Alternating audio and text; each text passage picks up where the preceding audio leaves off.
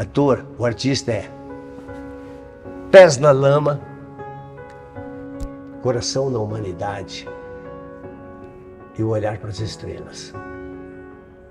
Essa é uma imagem que eu tenho da nossa função.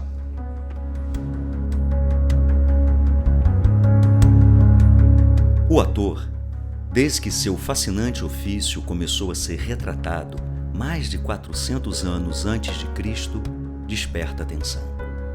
Ele é como um canal de comunicação entre deuses e humanos através do drama e da comédia.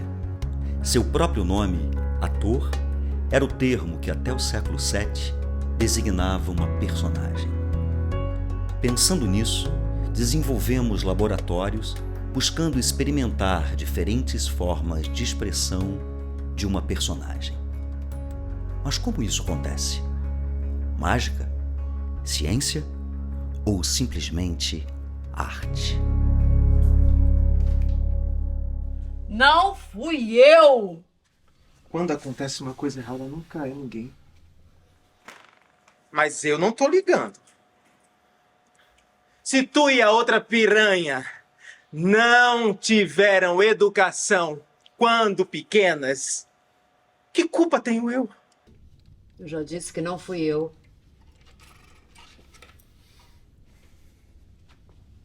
Não me interessa quem foi. Mas eu tô falando pro teu bem da tua amiga. Amiga, uma ova. Quem tem amiga é roçadeira. Você sabe muito bem que meu negócio é homem. Tá bem, tá bem. O que eu tô querendo dizer é que uma das duas aqui é podre, é sem vergonha, é nojenta e tudo! Não sei quem é. Nem quero saber. Só tô falando porque o escarro tava cheio de sangue. Ouviu o que eu falei? O escarro tinha sangue. Sangue às pompas! Já escutei. Eu não sou surda. Mas tu se mancou no que eu quis dizer.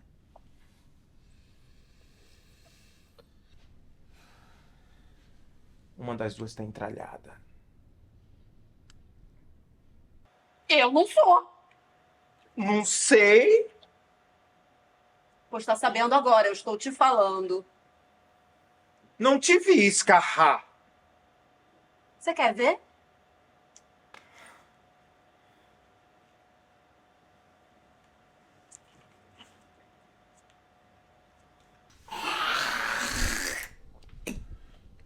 Porca! Então, fim de papo. A podre não sou eu. Sai!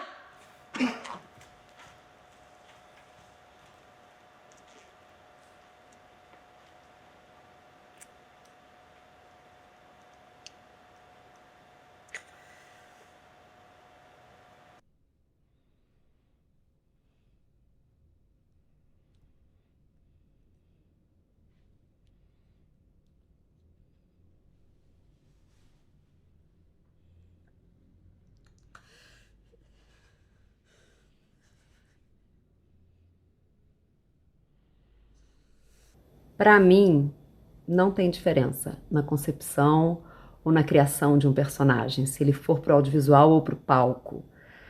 Para mim, a aproximação ela se dá sempre através do texto, da compreensão do texto.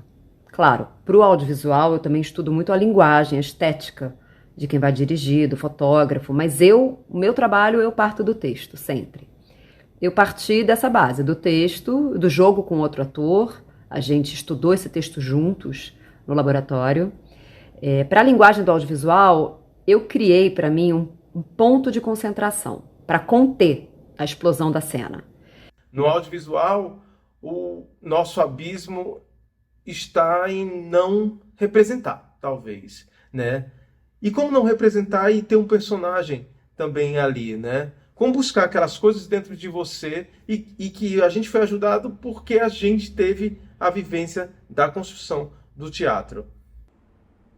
A abordagem, primeiro manancial ali é tudo igual, porque eu estou descobrindo os impulsos. Eu tenho que chegar até um instinto. Então eu recebo um roteiro. Às vezes eu recebo a proposta e ainda não tenho roteiro. Já me falam sobre o universo. Então também não as experiências não chegam todas iguais. Às vezes eu recebo um teste e só tenho uma página. Então, realmente, a preparação depende muito do que você tem em mãos. Então, tem o texto. Eu vou fazer uma arqueologia de tudo aquilo. Eu pego um pouquinho, elementos, um pouquinho de Stanislavski, um pouquinho de Brecht, um pouquinho de Grotowski, um pouquinho...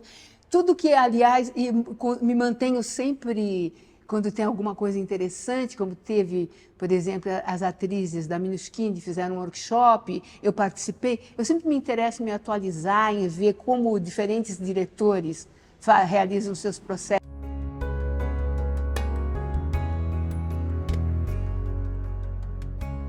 O que você está falando é uma tarefa, confesso para você, não deixa de ser uma tarefa hercúlea para o meu eu, para o meu ser, para o meu... Porque a única coisa que eu tenho certeza absoluta nesse mundo e no próprio processo de trabalho, a única certeza que eu tenho é da dúvida, é a dúvida.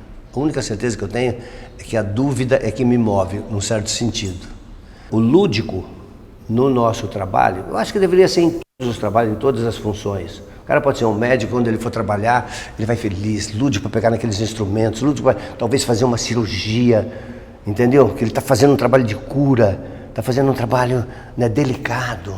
Eu tenho que construir também isso daí, né? Minha mãe era costureira, por exemplo, eu via ela cortando os tecidos, em cima da máquina assim, com aquele foco, concentrada naquele foco. E de vez em quando ela parava e eu me olhava assim pro chão, eu estava catando o retalho e ela brincava comigo e não sei o quê, e eu ouvindo as novelas de rádio, você está entendendo? Ela parava um pouquinho, ria daquilo e não sei o quê, aí falava, presta atenção, Zé, presta atenção, olha o que está acontecendo. Então tinha aquelas coisas, por exemplo, corrida de cavalo, depois você vai saber que é coco, que os caras batem, não sei o quê, tem toda essa magia para criar uma fantasia. Isso daí de alguma maneira... E mais o circo, né? O circo, por exemplo, quando eu morava na terra natal ou em outras cidades pequenas, meu pai era fiscal da saúde. E como fiscal da saúde, ele tinha direito a permanentes para entrar no circo. Eu era de uma família classe baixa, então eu poderia ir a todas as sessões, porque meu pai tinha uma permanente. Então, pai, você não vai hoje, eu não sei o quê, então me dá permanente, eu ia. E tinha as coisas de balabarismo que eu ficava encantado, palhaço, e tinha o circo-teatro. Tinha, né? Pelo interior, sempre naquela época, nos anos 50, 60, se circulava muito, a gente não tinha televisão, mas você tinha um cinema que passava, na minha cidade pelo menos, passava um filme por semana e tinha um seriado que passava, eu lembro do Durango Kid, que era um cavaleiro, que era justiceiro, então a molecada ria, a gente gritava com aquilo, e tinha em que tinha comédia e drama, tinha dia, né? Então, e era tudo de uma maneira festiva. Tchá, tchá, tchá, tchá, tchá, tchá, tchá, tchá, pá, pá, pá, pá, pá, então tinha uma certa euforia, parecia os filmes do Fellini, tem uma misturaiada que depois você vai associando tudo, que tinha uma graça, um humor, uma consagração à vida. Então, o que eu quero dizer é que a vida... então tudo isso, de alguma maneira, acho, depois de uma trajetória, que vem a fazer parte do meu processo, desse mundo que eu entrei, que é o mundo do teatro, da arte e da interpretação. A minha torniqueta começa a se movimentar diferente, começa a criar um espaço dentro de mim. Tchá, tchá, tchá, tchá. E aí não é tão racional, nada talvez, então eu preciso primeiro esvaziar. É uma coisa louca, começa a me esvaziar, me esvaziar, me esvaziar, fico sem fome, começa a me dar um estado alterado.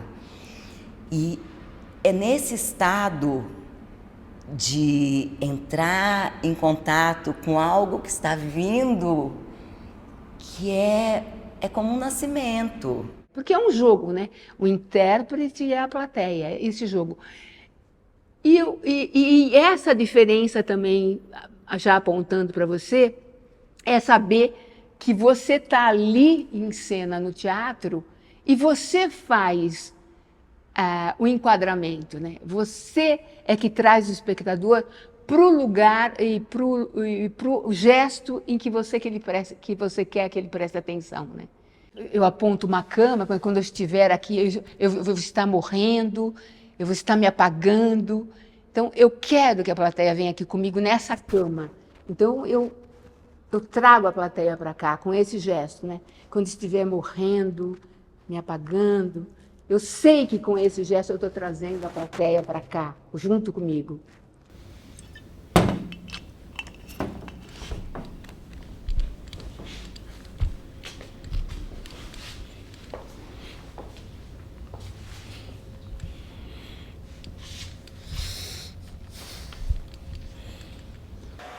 Por que você não me falou antes o que você pensava sobre a Marisa? Eu não queria te deixar triste, mano. Não, o quê? Não. Quando eu te perguntei o que você pensava sobre a Marisa, você me respondeu: vocês foram feitos um pro outro. Sem dúvida. Naquela época, era. Tá. O que você tá querendo provar com isso, Marcos? Hoje, o que você pensa sobre a Marisa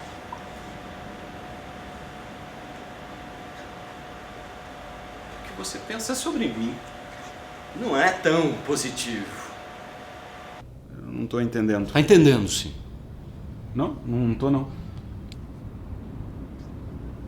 Como eu não posso acompanhar esse seu furioso e recente desejo pela novidade, eu me tornei complacente, fechado pro mundo, fossilizado. Marcos, eu aceito a sua relação com a Marisa, tá? Eu não fico chateado por causa disso. Isso não é motivo pra você ficar chateado. Mas é motivo você ficar chateado comigo uma obra! Sim. Eu te troquei por um quadro. Sim. Acho que eu perdi alguma coisa nessa explicação.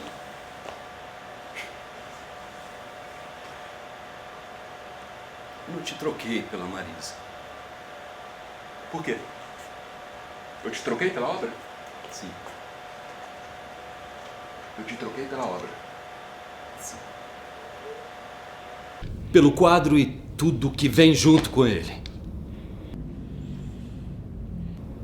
No meu tempo você não teria comprado esse quadro. E o que significa no meu tempo? No tempo em que você me distinguia dos outros. No tempo em que você considerava as coisas pelo meu ponto de vista. E houve um tempo que isso aconteceu.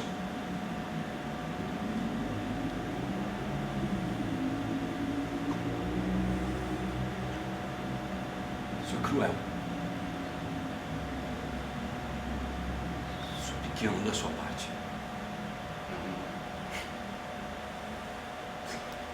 Eu tô espantado. O artista, ele precisa ver a sua arte como um músico que precisa afinar seu instrumento a cada dia, que precisa estar ali praticando e praticando. Porque o que move o artista quando ele pega um papel, se é na televisão, se é no cinema, se é no teatro, é uma inquietação de descobrir como é esse personagem, como ele pensa, como ele reage, como ele pausa, como ele respira, como o coração bate. E foi um processo bastante interessante, né? A gente fazer essa comparação da cena, de uma mesma cena, ter uma semana de trabalho, onde a gente teve um estudo de texto profundo, e fazer a mesma cena em uma perspectiva teatral e uma outra perspectiva do audiovisual. Então é justamente entender essa linguagem, essa diferença de linguagem, mas sem perder essa verdade que eu sinto tá no mesmo eixo. Aqui é fundamental também que eu tenha consciência do espaço, daquilo que vai para a tela. Estava fazendo um filme do Beto Brandt chamado Ação Entre Amigos. Eram guerrilheiros. Numa ação, era eu, mais três amigos, éramos em 4, e mais a menina que eu namorava na época. Nós formamos um grupo de guerrilheiros. Bato o olho numa fotografia, reconheço o meu torturador. 20 anos depois. Aí eu tenho que ver que subtexto eu dou só com isso aqui. Como é que eu vou trabalhar esse subtexto só aqui? Porque tem que ter um subtexto. Eu estou vendo esse cara que eu não vejo há 25 anos, que matou a minha mulher, que matou o meu filho. Ele está na minha frente agora. Eu vim aqui só por causa dele. Meus amigos estão aí. O que nós vamos fazer? Tem uma centena de pessoas aqui. Como é que nós vamos cruzar esse cara? Como é que nós vamos pegar ele agora? Mas caralho, eu lembro, eu vou para os porões. Eu lembro que ele me chutou, ele me bateu na cabeça. Como será que ele matou a minha mulher? Quer dizer, tem todo um subtexto que tem que vir aqui e tem que estar aqui. Eu começo a ler aquilo, aí eu vou. Aí eu começo a entender que tem confluências, tem pontos de confluência. Para mim também é muito importante quem escreveu, quem vai dirigir, porque você entendendo quem são aquelas pessoas, o que elas fazem, como elas pensam, de que universo elas são, tudo está contido. Então, se a gente está falando do trabalho do ator, a primeira coisa que eu tenho que ter é entusiasmo. O entusiasmo vem de enteógeno, vem de Deus, vem de vibração. Né? Quando eu acordo de manhã, que eu respiro, que eu olho isso daqui, não tem, né? A gente, mas na hora que abriu essa lente e viu isso daqui, você vai, meu Deus, por que eu vou sair daqui guerreando, brigando com o outro, entendeu como é que é? Fazendo exercício de poder, que é isso? Eu estou sob o poder, eu estou abrigado, não é?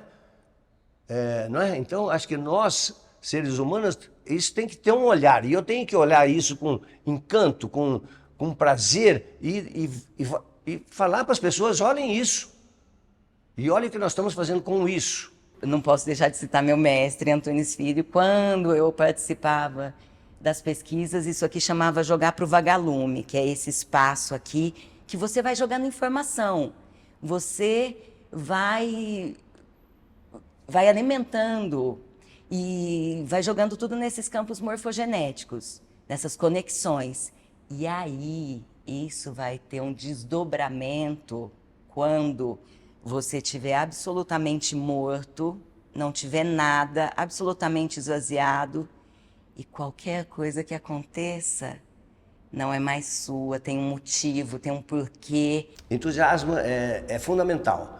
O entusiasmo quer dizer oba-oba também, hein? Porque eu posso estar entusiasmado aqui, ó, compenetrado, concentrado, quase orando, prestando atenção no que o outro está falando, prestando atenção como é que eu vou fazer meu próximo exercício agora.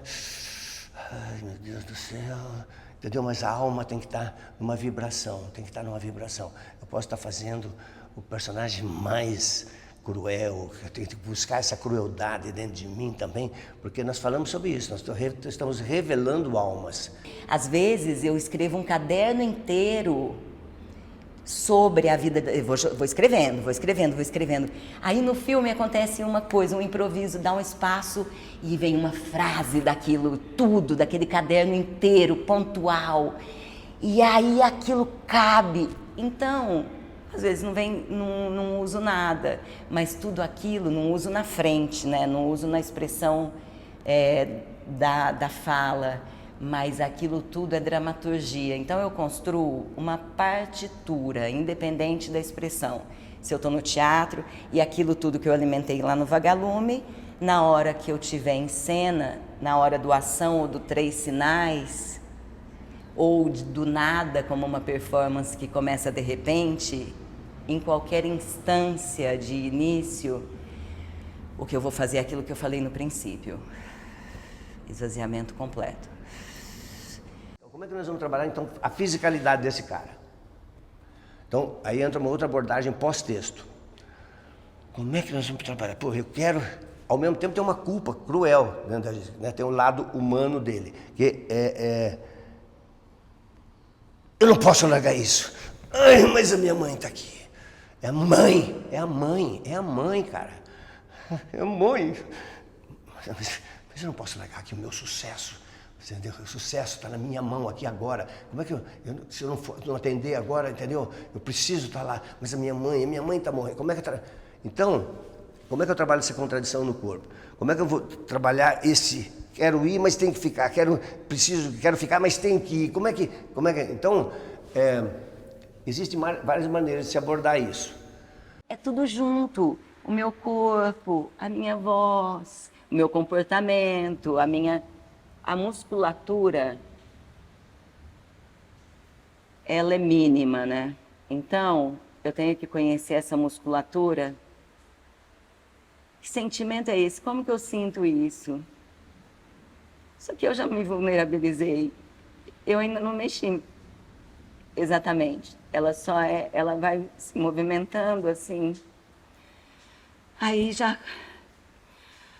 a minha respiração assim aí eu tenho que ter cuidado para não me alimentar de uma coisa que eu começo a achar que tá vindo. Eu tenho que ter respeito. É que nem engasgo, sabe? Quando você engasga e você só tem um pouquinho de ar para voltar à vida, porque se você quiser puxar muito ar, você vai morrer. Em cena é assim. Você tem que ir tocando com cuidado. Se você puxar muito ar, você vai sair da verdade. A verdade, ela não está em você, ela está no equilíbrio da relação com o todo, até com aquela câmera que está chegando e ainda não chegou.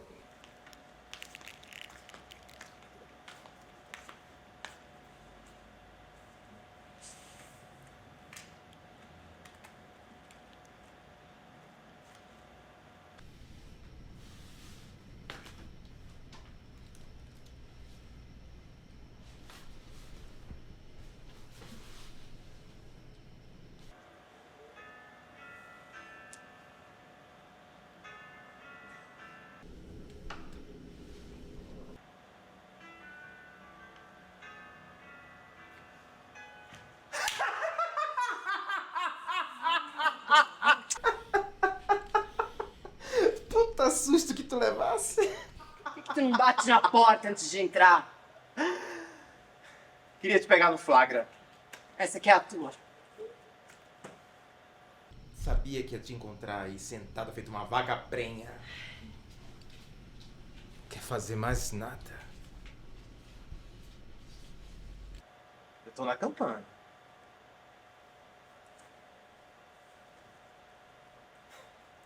Assim não dá, pedal. Tu e a outra não querem mais porra nenhuma! Que merda! Que merda! Você não viu que o freguês saiu agorinha? Aqui, ó! Saiu um cacetão de tempo! Só porque tu quer. Eu tô na paquera. Eu não sou trouxa. Se dou sopa, eu sou passado pra trás. Eu vi quando o Pinta se mandou. Conversa. O freguês saiu nesse minuto. Eu nem me lavei. Claro. Fica aí, pensando. Nem vê o tempo passar. Se tu fosse esperta, nem se lavava. Encarava um lote atrás do outro. De qualquer jeito. Eu não sou porca. Grande merda. Os otários estão nem ligando para essas besteiras. Eles querem é trocar o óleo. É só deixar. E aí tu vai, ó.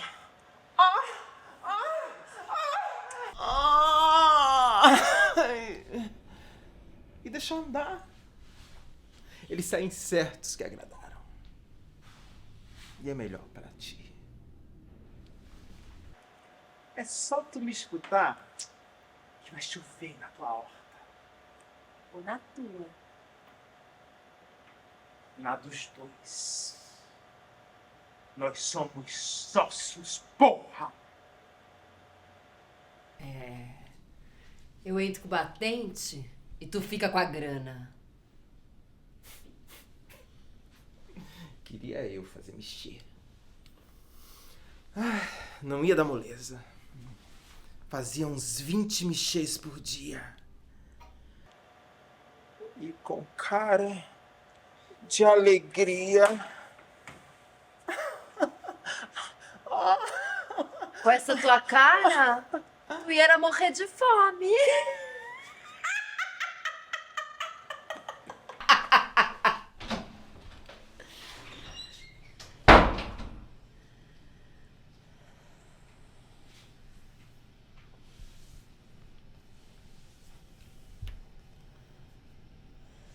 Eu sempre ouvi dizer que no teatro quem dá o enquadramento é o público e no audiovisual quem dá o enquadramento é a câmera e depois o diretor e a edição. Mas isso ficava ainda muito no campo das ideias, no campo teórico. No laboratório eu pude entender na prática um pouco isso. Quando a gente foi fazer a cena pro teatro, eu simplesmente não pensei na câmera. Né? Tô acostumada com o palco, tô acostumada a fazer essa criação, então fiquei muito mais no jogo com o meu parceiro, ali com o outro ator, o Alcides, e com as questões da personagem que eu tinha trazido ali para aquela cena, para aquele ambiente, e fiquei imersa nestas questões e neste cenário, nessas circunstâncias. Quando a gente foi fazer a mesma cena para a câmera, tudo mudou. E aí eu entendi algo que eu não tinha ou não tinha percebido ou não tinha ainda entendido na experiência na célula, que é que você não tá mais contracenando só com quem tá com você em cena, mas você contracena com a câmera. É um outro baile, é uma outra arquitetura da cena, que tem o público no teatro, que vai escolher, e ele escolhe mesmo, às vezes as pessoas veem coisas e te dizem... ou escrevem que você nem imaginou que aquilo era visível, porque elas escolhem o que elas vão ver, e na câmera, que é uma relação que está sendo construída ali, e que você como ator pode sim compor junto, que era algo que eu não sabia.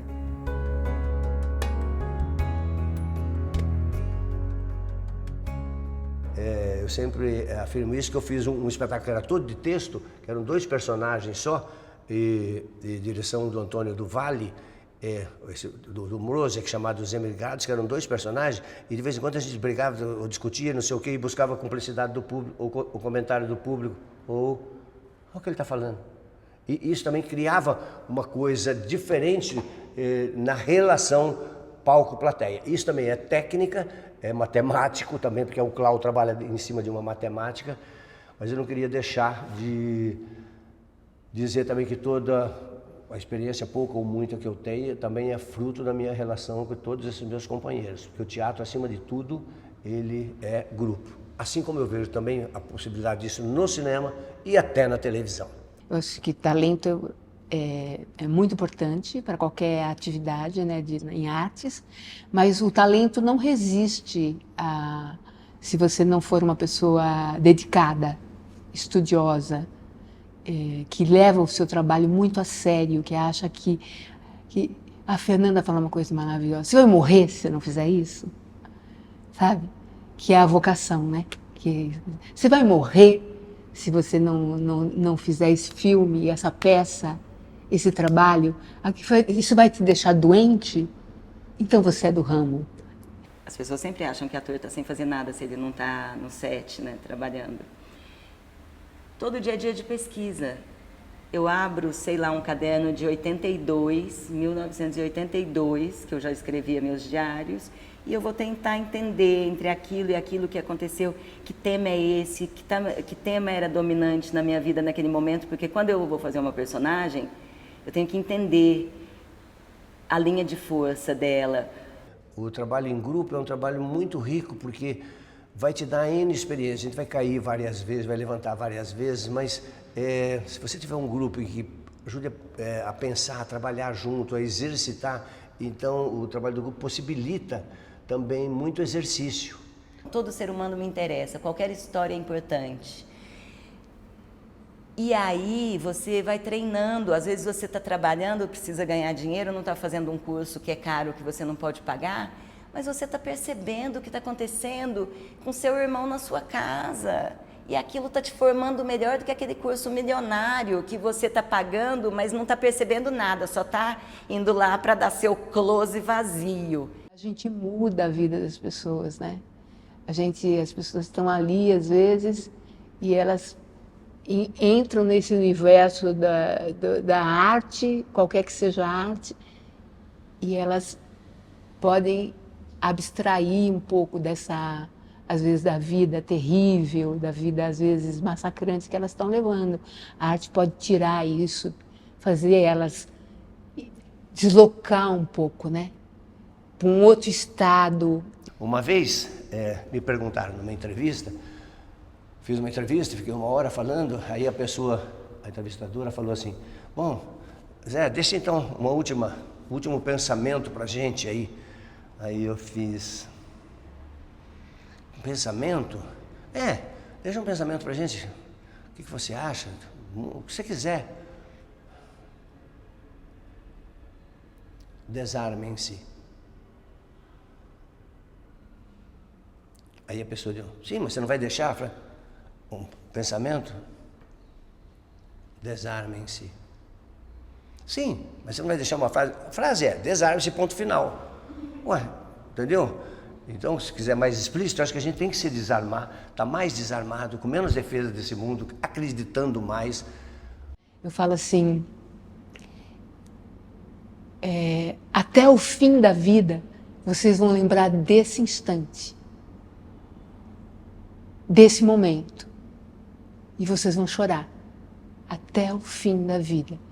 Eu acho que o teatro tem essa capacidade, a arte de modo geral, de você pegar um momento e ser inesquecível. Gente, eu nunca mais... Eu assisti Tônia Carreiro e Raul Cortez, desculpa, eu assisti Tônia Carreiro e Raul Cortez fazendo Quem Tem Medo de Virginia Woolf, em 1979.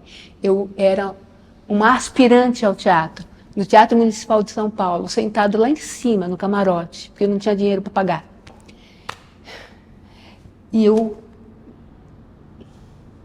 Até hoje, uma coisa linda na minha vida. E a arte tem isso, né? Você pode lembrar de uma cena, de um quadro, de uma música e é para sempre. Tocar a sua vida para sempre.